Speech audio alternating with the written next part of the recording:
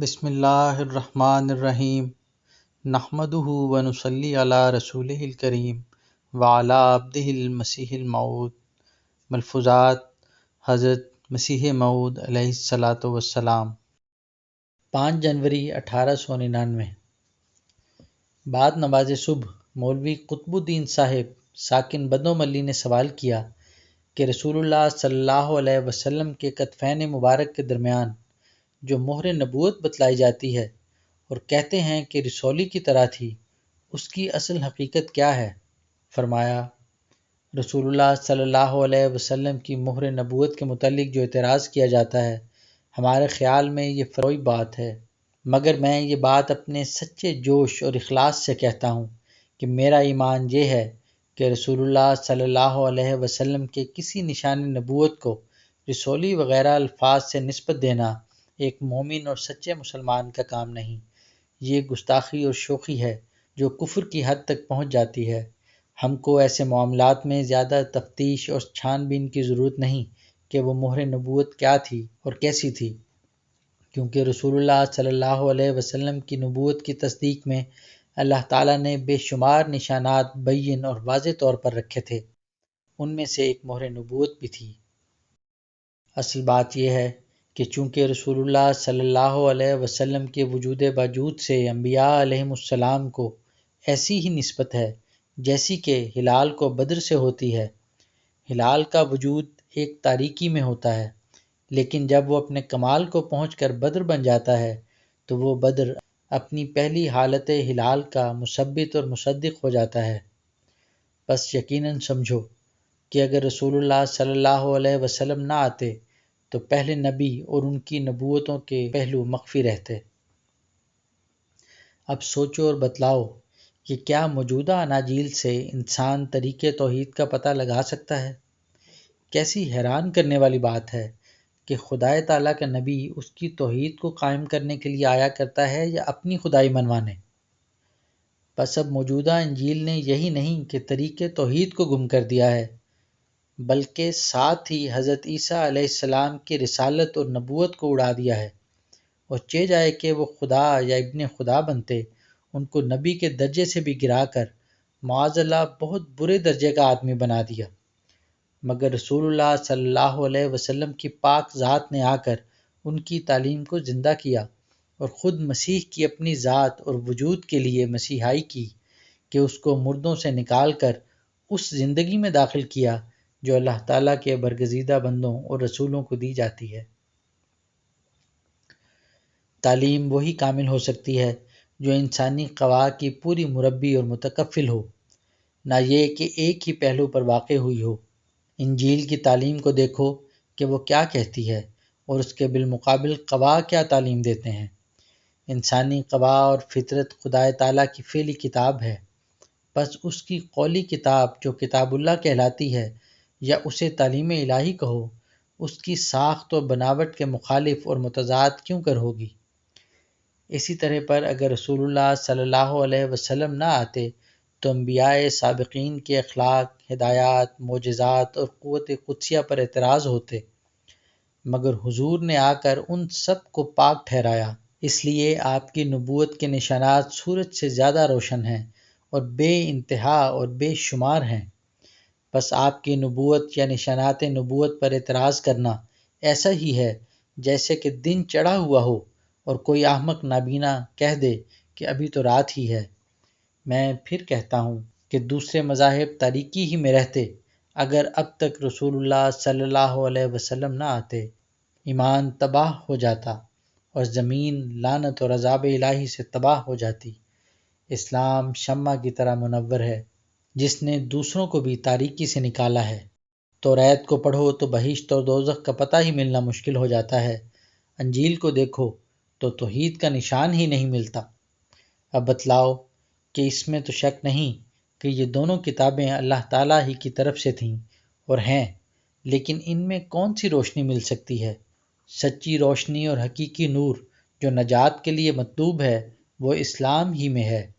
توحید ہی کو دیکھو کہ جہاں سے قرآن کو کھولو وہ ایک شمشیر برہنہ نظر آتا ہے کہ شرک کی جڑ کاٹ رہا ہے۔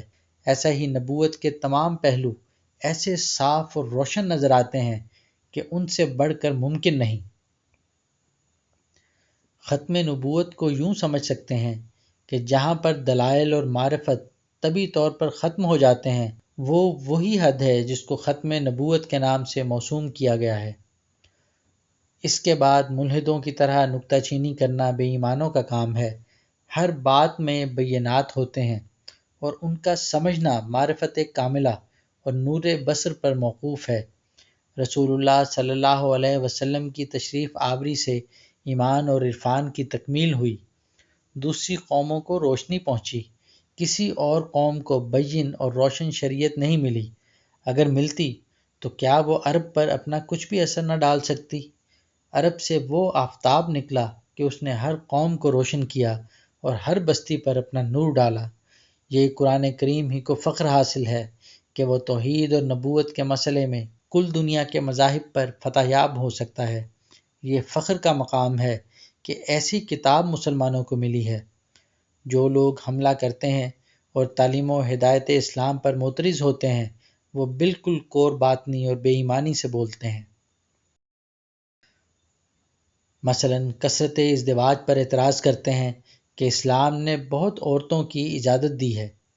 ہم کہتے ہیں کہ کیا کوئی ایسا دلیر اور مرد میدان معترض ہے جو ہم کو یہ دکھلا سکے کہ قرآن کہتا ہے کہ ضرور ضرور ایک سے زیادہ عورتیں کرو؟ ہاں، یہ ایک سچی بات ہے اور بالکل طبعی امر ہے کہ اکثر اوقات انسان کو ضرورت پیش آ جاتی ہے کہ وہ ایک سے زیادہ عورتیں کرے۔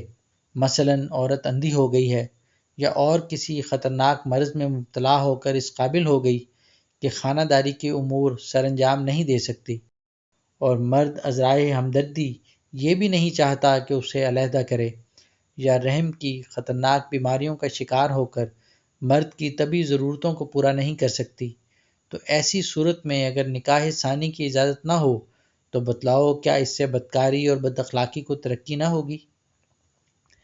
پھر اگر کوئی مذہب یا شریعت کثرت ازدواج کو روکتی ہے تو یقیناً وہ بدکاری اور بد اخلاقی کی مؤید ہے۔ لیکن اسلام جو دنیا سے بد اخلاقی اور بدکاری کو دور کرنا چاہتا ہے، اجازت دیتا ہے کہ ایسی ضرورتوں کے لحاظ سے ایک سے زیادہ بیویاں کرے۔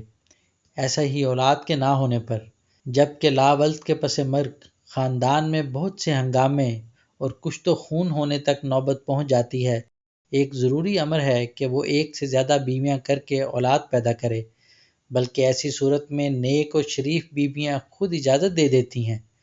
بس جس قدر غور کرو گے یہ مسئلہ صاف اور روشن نظر آئے گا۔ عیسائیوں کو تو حق ہی نہیں پہنچتا کہ اس مسئلے پر نکتہ چینی کرے، کیونکہ ان کے مسلمہ نبی اور ملہم بلکہ حضرت مسیح علیہ السلام کے بزرگوں نے 700 اور 300 بیویاں کیں، اور اگر وہ کہیں کہ وہ فاسق فاجر تھے تو پھر ان کو اس بات کا جواب دینا مشکل ہوگا کہ ان کے الہام خدا کے الہام کیوں کر ہو سکتے ہیں۔ عیسائیوں میں بعض فرقے ایسے بھی ہیں جو نبیوں کی شان میں ایسی گستاخیاں جائز نہیں رکھتے۔ علاوہ ازیں انجیل میں صراحت سے اس مسئلے کو بیان ہی نہیں کیا گیا۔ لندن کی عورتوں کا زور ایک باعث ہو گیا کہ دوسری عورت نہ کریں، پھر اس کے نتائج خود دیکھ لو کہ لندن اور پیرس میں عفت اور تقوی کی کیسی قدر ہے۔ ایسا ہی دوسرے مسائل غلامی اور جہاد پر بھی ان کے اعتراض درست نہیں، کیونکہ توریت میں ایک لمبا سلسلہ ایسی جنگوں کا چلتا ہے، حالانکہ اسلام کی لڑائیاں دفاعی تھیں، اور وہ صرف 10 سال ہی کے اندر ختم ہو گئیں۔ میں دعوے سے کہتا ہوں کہ یہ مسائل ان کی کتابوں میں سے نکال سکتا ہوں، اور ایسا ہی میرا دعویٰ ہے کہ تمام صداقتیں قرآن مجید میں موجود ہیں۔ اگر کوئی مدعی ایسی صداقت پیش کرے کہ وہ قرآن میں نہیں، میں اسے نکال کر دکھانے کو تیار ہوں۔ اسلامی شریعت نے وہ مسائل لیے ہیں جو طبعی اور فطرتی طور پر انسان کے لیے مطلوب ہیں اور جو ہر پہلو سے اس کے قوا کی تربیت کرتے ہیں۔ ان پر کوئی اعتراض نہیں ہو سکتا۔ ہاں، اسلام کے جو اعتراض غیر مذاہب پر ہیں وہ ان کا جواب نہیں دے سکتے۔ بس میں پھر کہتا ہوں کہ میری باتوں کو استخفاف اور استہزاء کی نظر سے نہ دیکھیں۔ استہزاء سے کفر کا اندیشہ ہے، بلکہ اللہ تعالیٰ کی آیات کا ادب اور خوف ہونا چاہیے۔ ہر ایک عارف ان باتوں کے ہزار ہا جواب دے سکتا ہے۔ کیا چہروں میں ایسی علامات نہیں ہوتی جن کو دیکھ کر ہم ایک سعید و شقی، بدمعاش اور خوش اتوار میں تمیز کر سکتے ہیں اور پہچان لیتے ہیں؟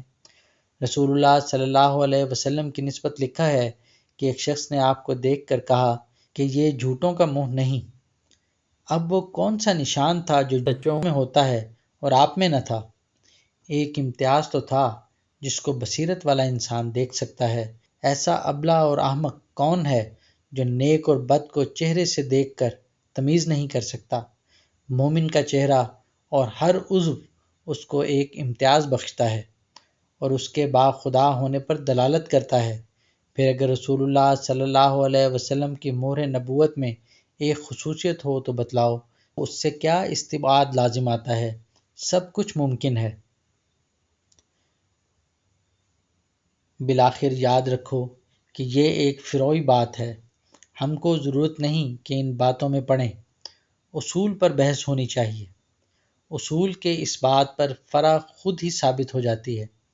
ایمان لانا ضروری ہے، اس کی کیفیت اور کنہ تک پہنچنے کی کوشش کرنا ضروری نہیں۔ دشمن اگر گفتگو کرے تو ہم اس کو روک سکتے ہیں۔ اللہ تعالیٰ اور اس کی صفات پر، ملائکہ اور اللہ تعالیٰ کی کتابوں اور انبیاء علیہم السلام وغیرہ امور ایمانی پر ایمان لانا ضروری ہے، اور ان سب باتوں کا ماننا اصول ہے، اور باقی امور ان پر متفرع ہیں، اور یہ سب صفائی کے ساتھ ثابت شدہ صداقتیں ہیں۔ تعلیم اسلام ایسی صاف ہے کہ ہر قوت کو اعتدال اور عین محل پر رکھتی اور تربیت کرتی ہے۔ یہ عظیم الشان معجزہ ہے ہمارے نبی صلی اللہ علیہ وسلم کا۔ دوسری تعلیمیں ایسی نہیں، کسی کا ناک نہیں تو کسی کے کان نہیں، غرض وہ ناقص اور ادھوری ہیں۔ مکمل خلقت تعلیم اسلام ہی کی ہے۔ توحید، صفات باری تعالیٰ، نبوت اور اخلاق فاضلہ، تکمیل نفس وغیرہ ضروری امور جن کا انسان محتاج ہے، وہ ایسے کامل اور روشن طور پر بیان ہوئے ہیں کہ ان میں زیادہ بحث کی ضرورت نہیں پڑتی۔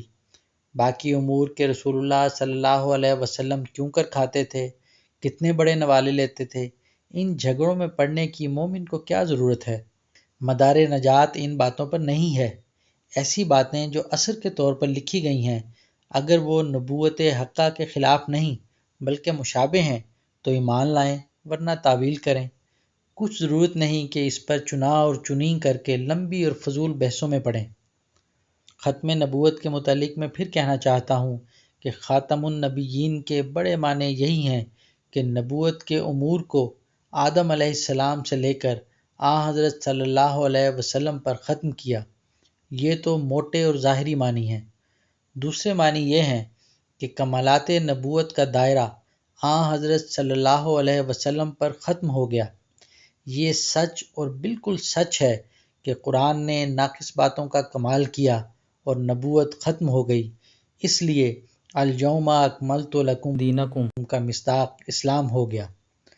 غرض یہ نشانات نبوت ہیں، ان کی کیفیت اور کنہ پر بحث کرنے کی کوئی ضرورت نہیں۔ اصول صاف اور روشن ہیں اور وہ ثابت شدہ صداقتیں کہلاتی ہیں۔ ان باتوں میں پڑھنا مومن کو ضروری نہیں، ایمان لانا ضروری ہے۔ اگر کوئی مخالف اعتراض کرے تو ہم اس کو روک سکتے ہیں، اگر وہ بند نہ ہو تو ہم اس کو کہہ سکتے ہیں کہ پہلے اپنے جزئی مسائل کا ثبوت دے۔ الغرض مہر نبوت حضرت صلی اللہ علیہ وسلم کے نشانات نبوت میں سے ایک نشان ہے جس پر ایمان لانا ہر مسلمان مومن کو ضروری ہے۔